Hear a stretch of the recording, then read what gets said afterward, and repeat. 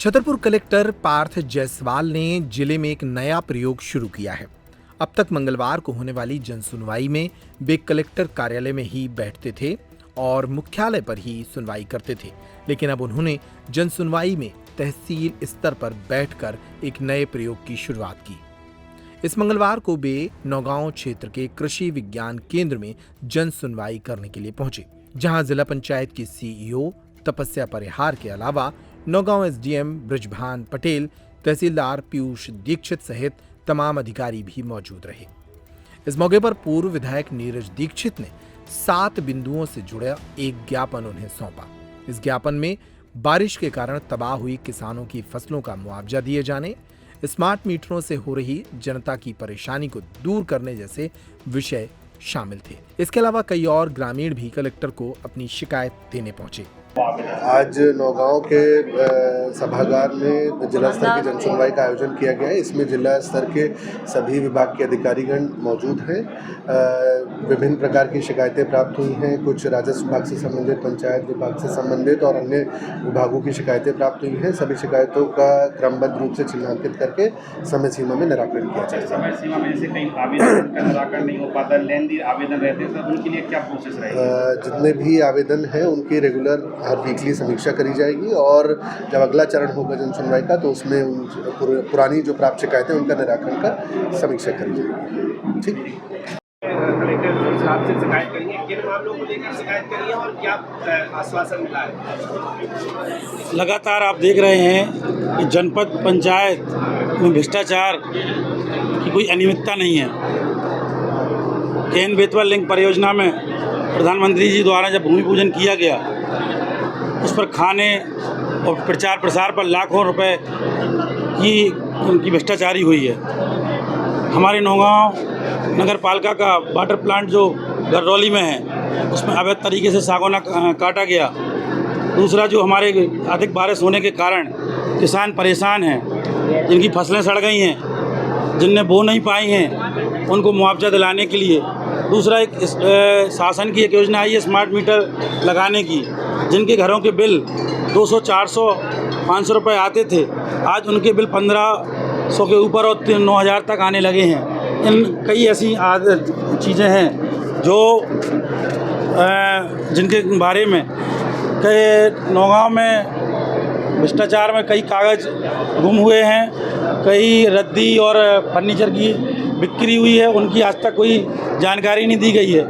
15वें वित्त में ये पैसा जो समय पर नहीं मिलता है, और दूसरा जो विधायक निधि, सांसद निधि, इसका पैसा भी समय समय पर जनपद द्वारा इशू नहीं किया जाता है। इन सभी चीज़ों को लेके हमने आज यहाँ शिकायत दर्ज की है। क्या आश्वासन मिला है? उन्होंने कहा है कि हम जांच करेंगे, क्योंकि गौशालाओं पे भी अवैध कब्जे होते चले जा रहे हैं। उन कब्जों पे कार्रवाई तो होती है कागजों में, लेकिन उन्हें हटाया नहीं जाता है। इन सभी चीज़ों को लेके हम आज यहाँ आए हैं और उन्हें आश्वासन दिया है। अगर वो आश्वासन पे महीने 15 दिन के अंदर खड़े नहीं उतरते हैं तो इसी नौगांव एसडीएम कोर्ट के सामने हम एक बड़े आंदोलन के साथ वहाँ बैठेंगे। नमस्कार, हम इस समय नौगांव में एक अनूठी पहल हुई कलेक्टर के द्वारा। आज नौगांव में मंगल दिवस है। मंगल मतलब 5 तारीख में कलेक्टर साहब और जिला पंचायत सीईओ के अलावा पूरा जिला का प्रशासन यहाँ पर जनसुनवाई के लिए बैठा है। इस जनसुनवाई में ग्राम लाहदरा, हरपालपुर के पास में ग्राम लाहदरा है, वहाँ के लोग अपनी सड़क को लेकर के, अपनी जो गोचर की भूमि है उसको लेकर के, एक समस्या को लेकर के यहाँ पर कलेक्टर साहब से निवेदन करने आए।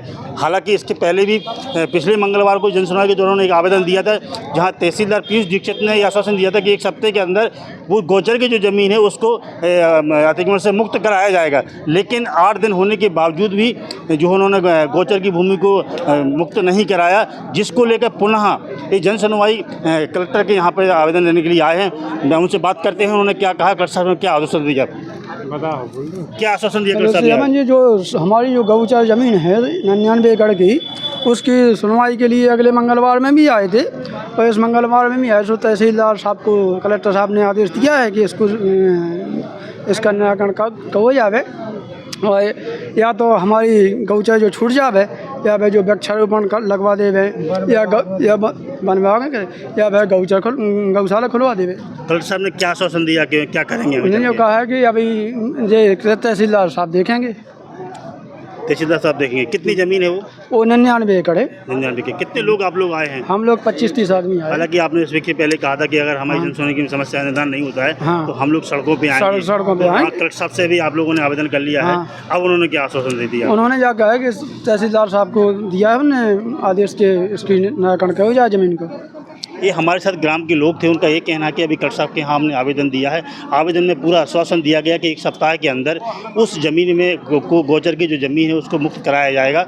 आने वाले समय में वृक्षारोपण या जो भी शासन की क्रिया होगी उसको कराया जाएगा। हालांकि ग्रामीणों में आशा की थोड़ी उम्मीद जगी है कि आने वाले समय में गोचर की भूमि जो माफिया उस पर कब्जा की है उससे अलग करा करके गोचर के नाम पुनः लोगों को मिल सकती है। पैप्टिक टाइम के लिए कमल यादव विज्ञान केंद्र में है, जहां पर आज मंगल दिवस था, जिसमें मंगल दिवस मतलब मंगलवार को जनसुनवाई मध्य के शासन के द्वारा जिला कलेक्टर के माध्यम से हर ब्लॉक तहसील में होती है। लेकिन छतरपुर जिले के कलेक्टर पार्थ जायसवाल ने एक मुहिम छेड़ी है। उस मुहिम को कहीं ना कहीं लोगों में एक उम्मीद भी लगी है, कम से कम उनकी जेब में काफ़ी बचत भी हुई है, क्योंकि छतरपुर जिला एक ऐसा जिला है जिसकी दूरी लगभग जैसे सरवई या सरसेड़ या बक्सवाहा या अन्य जगह 100 से 150 किलोमीटर की दूरी रहती थी। लेकिन कलेक्टर साहब की जो पहल हुई कि हर ब्लॉक में हर तहसील में जाकर के एक मंगल दिवस पर जिला कार्यालय का वहाँ पे ऑफिस लगेगा और उनकी जो भी उनकी आवेदन आएंगे, जो उनकी समस्या होंगी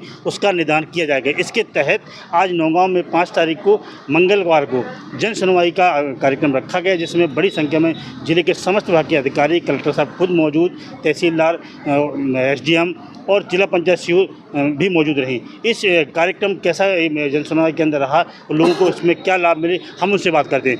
दादा, ये पहली बार हुआ कि जो है तहसील स्तर पर कलेक्टर साहब ने जन सुनवाई के अंदर आयोजित किया है, इससे आपको क्या लाभ होगा और किन समस्याओं का सामना करना पड़ा? मुझसे हमको ये लाभ हुआ है कि जो हम लोग इधर उधर दफ्तरों में अपने आवेदन देते रहते थे, उनमें हमारी समस्या को नहीं सुना जाता था।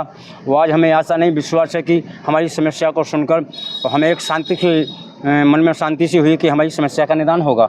आपको जैसे छतरपुर जाना होता है नौगांव से? हाँ, छतरपुर जाना होता है। किराए की कम बचत भी हुई? हाँ, समय की बचत हुई। जी। आप क्या समस्या लेके आए थे? हम अपने रोड की समस्या लेके के आए थे।